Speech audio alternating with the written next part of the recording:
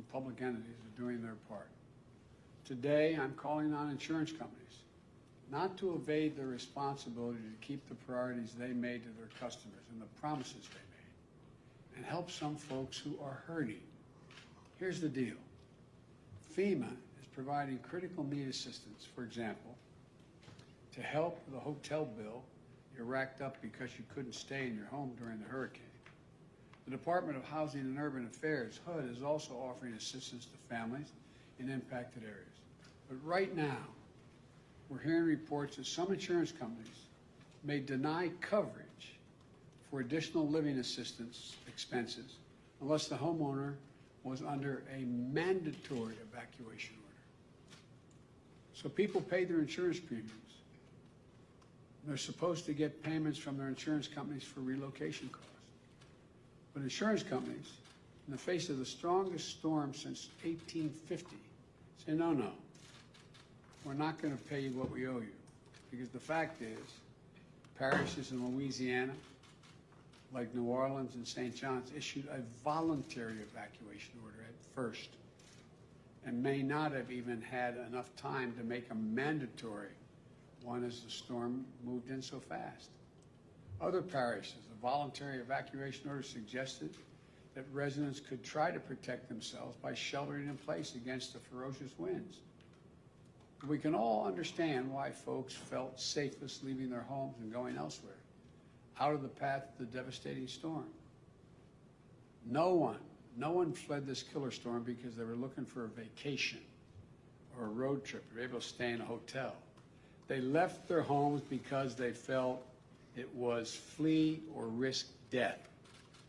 There's nothing voluntary about that. So I'm calling on the private insurance companies right now, at this critical moment. Don't hide behind the fine print and technicality. Do your job. Keep your commitments to your communities that you insure. Do the right thing. And pay your policyholders what you owe them to cover the cost of temporary housing in the midst of a natural disaster. Help those in need. That's what all of us need to do. That's what we're trying to do. FEMA has pushed out $77 million to the people of Louisiana so far, individuals.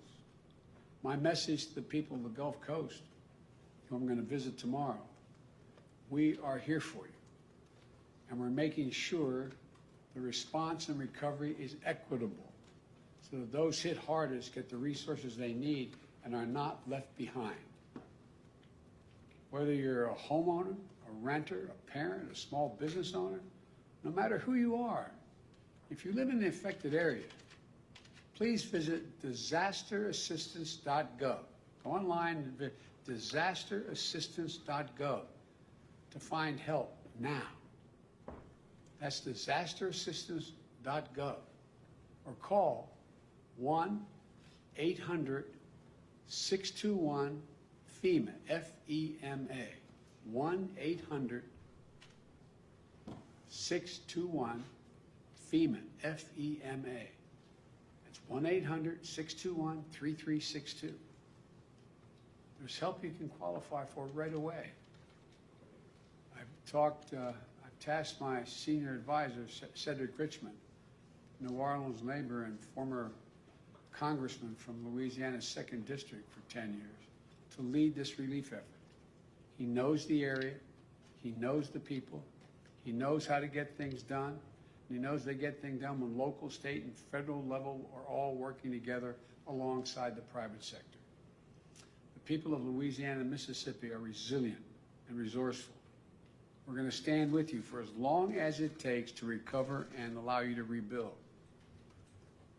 And to the country, the past few days of Hurricane Ida and the wildfires in the West and the unprecedented flash floods in New York and New Jersey is yet another reminder that these extreme storms and the climate crisis are here.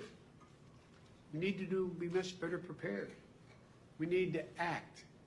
When Congress returns this month, I'm going to press for their action on my Build Back Better plan. That's going to make historic investments in electrical infrastructure, modernizing our roads, bridges, our water systems, sewer and drainage systems. electric grids and transmission lines and make them more resilient to these superstorms and wildfires and floods that are going to happen with increasing frequency and ferocity. We're reminded that this isn't about politics. Hurricane Ida didn't care if you were a Democrat or a Republican, rural or urban. This destruction is everywhere. And it's a matter of life and death, and we're all in this together. This is one of the great challenges of our time, but I'm confident we'll meet it. We're the United States of America, and there's simply nothing, you've heard me say it before, nothing beyond our capacity when we work together. So for all those who are still in harm's way, or all those struggling to deal with the aftermath of these storms and fires, say, God bless you. Keep the faith. Everyone working day and night to look out for their fellow Americans is what this is about. We're going to get this done. Thank you. Mr. President,